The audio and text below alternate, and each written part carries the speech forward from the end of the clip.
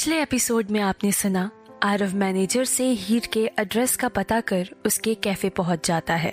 हीर ना चाहते हुए भी उससे बात करने पास ही के रेस्टोरेंट में आ जाती है, जहां आरव हीर के सामने उसकी मदद करने के बदले हीर को पैसे देने का ऑफर रखता है। हीर उसे मना कर गुस्से से वहां से जाने लगती है। ये देखकर आरव डर जाता है। अब आगे आरव दौड़कर हीर के पीछे रेस्टोरेंट के बाहर आ गया और उसके सामने आकर खड़ा हो गया। यार मेरी पूरी बात तो सुन लो, मैं तुम्हें हेल्प करने के लिए कह रहा हूँ, प्लीज। और यार एक किस ही तो किया है, इसमें इतना भड़कने वाली क्या बात है। आरव ने बात को संभालने के लिए ये कहा था, लेकिन आरव की बात सुनकर हीर और भी भड़क गई।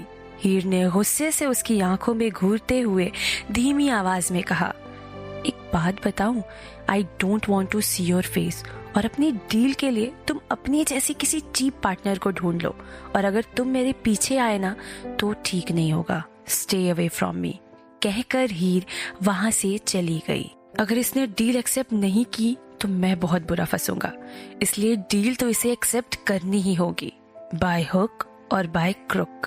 अब तक ऋषि भी रेस्टोरेंट से बाहर आ गया था। ऋषि ने परेशान होकर कहा, यार इसने मना कर दिया, अब क्या करेगा। आरव ने कार का गेट खोलकर ऋषि की तरफ देखते हुए कहा, ये आरव सिंघानिया है ब्रो, जब लंदन की लड़कियां मेरे स्वैग से बच नहीं पाई, फिर ये तो इंडिया की एक ऑर्डिनरी लड़की है। वेट एंड वॉच, ये लड़की जरूर मानेगी। ऋषि आरव के चेहरे की तरफ देखता है। आरव स्माइल कर रहा था। उसे देखकर ऋषि को समझ आ गया कि आरव के दिमाग में जरूर कोई प्लानिंग चल रही है। क्या करने वाला है तू? ऋषि के सवाल को इग्नोर कर आरव कार में बैठ गया और अपने फोन को निकालकर किसी को कॉल किया। मैंने तुम्हें एक लड़की की पिक भेजी है, उसका नाम पता है उसमें, मुझे बस इस लड़की की सारी इन्फॉर्मेशन चाहिए। आरव ने फोन रख दिया और कार में बैठकर ऋषि से बोला, अब तू देखता जा ये कैसे नहीं मानती है। आरव ने कार स्टार्ट की और भगा दी। कार को निकलते हुए देखकर वहीं रेस्टोरेंट से थोड़ी दूर खड़ी हीर ने सुकून की एक लंबी सांस छोड़ी और जैसे ही पीछे मुड़ी उसके सामने आरुषि खड़ी थी। उसे देखकर हीर हैरान हो गई। आरुषि हीर की सबसे अच्छी और इकलौती फ्रेंड थी और रूम पार्टनर भी थी, इसलिए दोनों ज्यादातर वक्त साथ ही रहते थे। आरुषि दिखने में बहुत क्यूट और थोड़ी हेल्दी थी। शॉर्ट हाइटेड होने की वजह से वो हर वक्त हील्स पहनती थी। आरुषि को अपने सामने खड़े देखकर हीर ने घबरा कर कहा, ऐसे क्यों खड़ी है? आरुषि ने नाटक करते हुए कहा, मैं यहाँ कब से कैसे क्यों खड़ी हूँ ये सब छोड़, तू ये बता चल क्या रहा है, ये लड़का कौन है और यहाँ क्या कर रहा है, मुझे सब कुछ सच सच बता, कब से चल रहा है तुम दोनों का ये सब। आरुषि की बात सुनकर हीर उसे घूर कर देखने लगी। आरुषि डायरेक्टली हीर पर शक कर रही थी। हीर आरुषि की तरफ घूम कर बोली, तुझे अच्छे से पता है मैं कैसी हूँ, फिर ये उल्टी सीधे सवाल क्यों कर रही है? आरुषि हीर को ताना मारते हुए बोली, नहीं बेब्स, मैं तुझे कल तक जानती थी जब तक तेरा कोई भी बॉयफ्रेंड नहीं था, अब जल्दी से बता कौन था ये लड़का।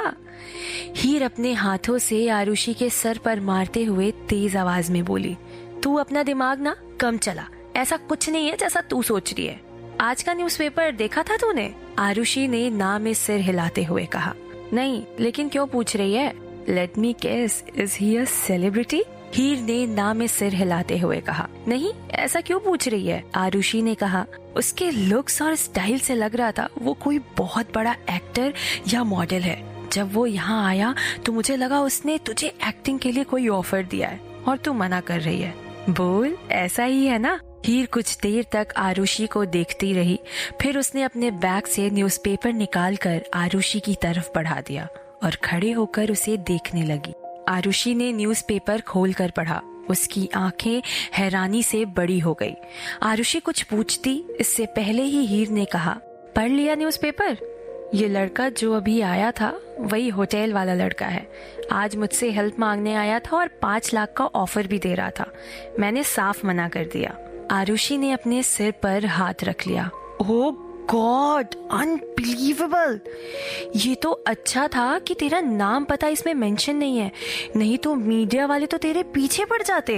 हीर ने आरुषि की तरफ देखते हुए जवाब दिया, वो ऑलरेडी पीछे पड़ गए हैं। आज सुबह मैनेजर ने मुझे होटल बुलाया था पैसों के बारे में डिस्कस करने के लिए। जॉब से निकाल दिया उसने, और वहां पर ही मीडिया रिपोर्टर्स आ गए थे। उन्होंने मुझे वहां घेर लिया था। वो तो अच्छा था कि मैं बच के निकल आई, वरना पता नहीं क्या होता। आरुषि हीर के पास आ गई और गुस्से से तेज आवाज में बोली, इतना कुछ हो गया और तू मुझे अब बता रही है? मुझे कल रात को ही लगा था जरूर कुछ हुआ है जब तू होटल से 2 बजे घर वापस आई थी। हीर ने कहा, छोड़ ये सब, पहले से ही मूड ऑफ है। आरुषि परेशान होकर बोली, जॉब जाने से पैसों की प्रॉब्लम तो नहीं आ जाएगी? मतलब बाकी सब तो ठीक है, लेकिन रणवीर के केस के लिए तो तुझे हर महीने 20,000 देने होते हैं, और इतनी जल्दी कहीं और जॉब, वो भी इतने अच्छे सैलरी पर मिलना इजी तो नहीं है। आरुषि ने हीर की मुसीबतें याद दिला के उसे और परेशान सा कर दिया। उसने आरुषि को देखा और चलने लगी। आरुषि कुछ सोचने का नाटक करते हुए बोली, तू खुद सोच, इतना हैंडसम लड़का तुझे किस करता है और फिर तेरे सामने ऑफर भी लाता है और तू उसे मना कर देती है। इतने हैंडसम लड़के को कोई मना करता है क्या यार? हीर ने हल्के गुस्से से कहा, जस्ट शट अप, मजाक नहीं है मेरे लिए ये सब। कल रात के बाद मैं किसी से नजरें नहीं मिला पा रही। जो किया उस रईसजादे ने किया। वहां खड़े लोग किसी ने उस लड़के से कुछ नहीं कहा, सब तमाशा देख रहे थे। होटल का मैनेजर, उसने भी रईसजादे से कुछ नहीं कहा, उल्टा बिना किसी गलती के मुझे जॉब से निकाल दिया, और तब जब उसे पता है कि मुझे पैसों की सबसे ज्यादा जरूरत है। हीर को सीरियस होता देखकर आरुषि चुप हो गई। उसने बात का रुख बदलते हुए कहा, डोंट वरी यार, मैं हूं ना। जैसे हम मिलकर रूम का रेंट पे करते हैं, वैसे ही साथ मिलकर तेरे प्रॉब्लम को भी सॉल्व करेंगे, भले ही वो प्रॉब्लम ये हैंडसम ही क्यों ना हो। वैसे कुछ भी बोल यार, लड़का तो गजब है। क्या दिखता है यार, क्या शान से चलता है। उसकी नीली आंखें यार कितनी क्यूट है, पता है। और उसका एटीट्यूड तो बस एक अलग ही लेवल का। तेरी जगह कोई और होती ना तो डील के लिए झट से हाँ कर देती।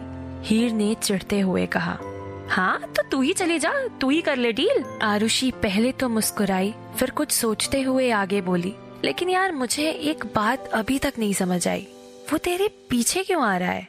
हीर ने हल्के से हंसकर जवाब दिया, ये रईसजादे लोग तो कुछ भी कर सकते हैं। और फिर कल तो वो नशे में था, आज जब होश आया होगा तो खुद की रेपुटेशन की याद आई होगी और चला आया अपनी गलती सुधारने, वो भी डील करके। यार ये पैसे वाले ना बहुत चीप होते हैं, इतने ज्यादा जितना हम सोच भी नहीं सकते।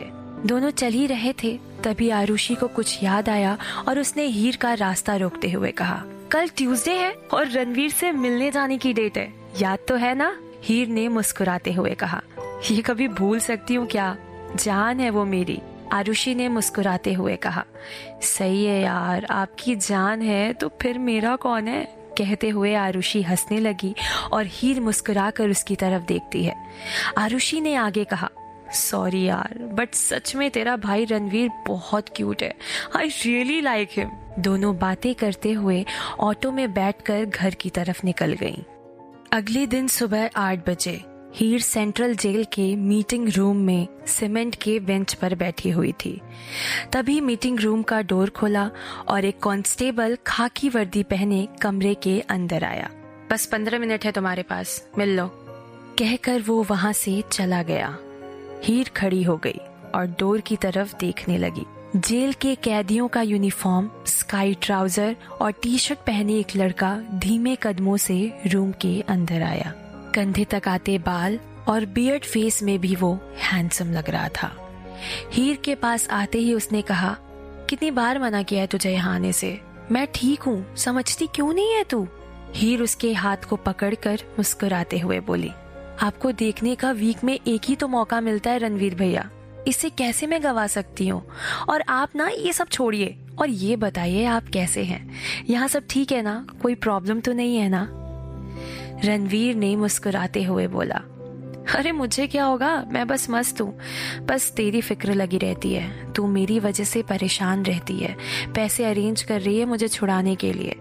हीर, मैं नहीं चाहता हूँ कि तू ये सब करे, कहाँ मुझे तेरी जिम्मेदारी उठानी चाहिए और कहाँ मैंने तेरी जिंदगी जहन्नुम बना दी है। I am really sorry Heer, really sorry. Ranveer की बातें सुनकर हीर ने नम आंखों से रणवीर को समझाते हुए कहा, ये कहाँ लिखा है कि एक भाई बहन की जिम्मेदारी उठा सकता है? क्या उस बहन का कोई फर्ज नहीं होता अपने भाई के लिए? और आप ना ये उल्टी सीधी बातें सोचना बंद कर दीजिए। और हाँ, मुझे अंडर एस्टिमेट मत कीजिए, पता है ना मेरा ईगो हर्ट हो जाता है। हीर की बात सुनकर रणवीर हंसने लगा। हीर ने उसे समझाते हुए आगे कहा, आप बिल्कुल टेंशन मत लीजिए भैया, मैं जल्द आपको यहाँ से निकाल लूंगी। जो गुनाह आपने नहीं किया उसकी सजा मैं आपको नहीं होने दूंगी, बस आप मुझ पर भरोसा रखिए। दोनों अभी बात कर ही रहे थे, तभी कांस्टेबल वहां आ गया और बोला, चलो चलो टाइम हो गया।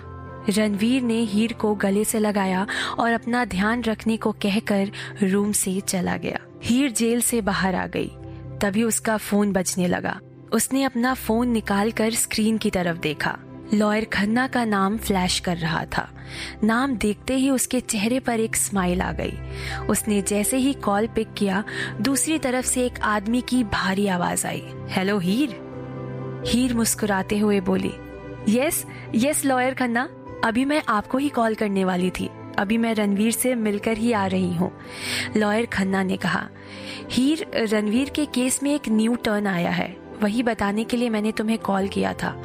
लॉयर खन्ना की बात सुनकर हीर परेशान हो गई, ये सोचकर कि केस का अब कौन सा नया मोड़ आ गया, क्योंकि पिछले 3 महीनों में ही इस केस में बहुत से टर्न आ चुके थे।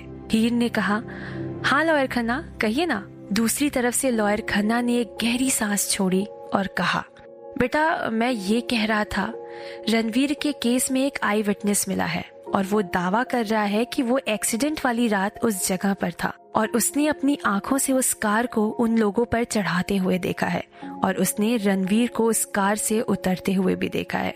उसके पास कुछ प्रूफ्स भी हैं जिनसे ये साफ साबित हो रहा है कि रणवीर ने ही वो एक्सीडेंट किया है। लॉयर की बात सुनकर हीर को अपने कानों पर यकीन नहीं हो रहा था।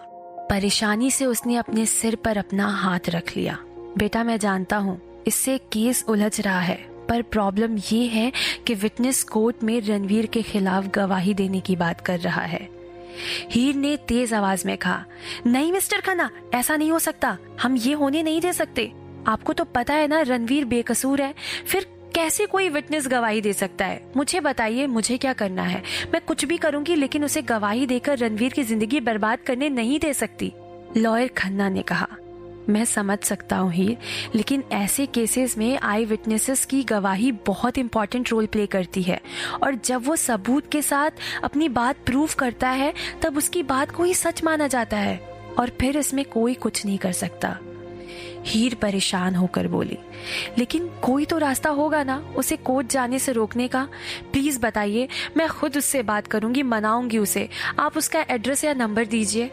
लॉयर ने कहा, मैंने पहले ही बात कर ली है और विटनेस का कहना है अगर उसकी मुंह मांगी कीमत मिल जाए तो वो कोर्ट नहीं जाएगा और अपना मुंह बंद कर लेगा।